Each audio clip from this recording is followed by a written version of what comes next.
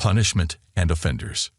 Punishment for a crime can come in many different forms, and people argue about who should have the right to punish others. This chapter looks at what punishment is acceptable in society and how this varies from society to society. It also looks at how this has changed over time and how punishments are punished in different cultures. History and philosophy of punishment. In the past, most Western cultures did not approve of things like homosexuality and abortion, which are now seen as normal. Now, most people would agree with the death penalty or a community-based punishment for not paying a fine. Retribution can come in many forms, such as paying a victim's family or being made to feel bad about what you did. Criminals must pay for what they have done. They owe a debt to society or a victim. Retributive punishments let judges devise a set of punishments that should all be carried out similarly. But retributive punishment requires that someone is at fault for a crime and thinks that all criminals are the same.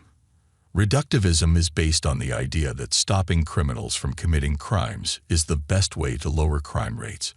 It assumes that a criminal will weigh the pros and cons of committing a crime, decide that the punishment is not worth the gain from the crime, and decide not to steal, vandalize, or kill. Attitudes and beliefs in punishment. There are two ways of thinking about punishment: due process and vigilante tradition.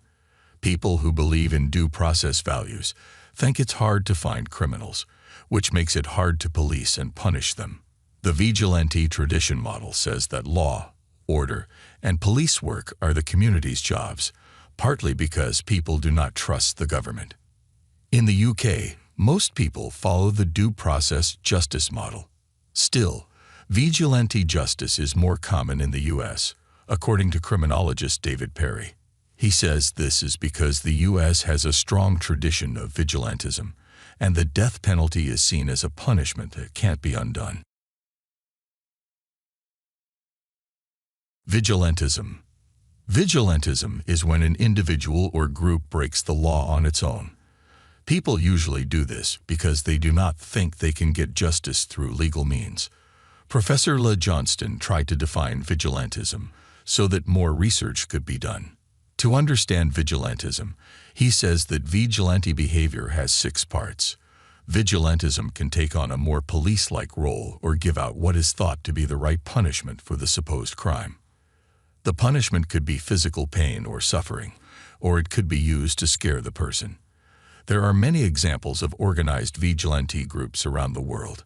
Yadav and his gang were local thugs who had scared the 300 families of Kasturba Nagar for more than a decade. When the women told the police that Yadav had raped them, they were laughed at and treated badly. Now, every woman who lives in the slum has said she killed the man. In the US, many people keep guns in their homes for self-defense and to keep out strangers, but it is against the law in the UK.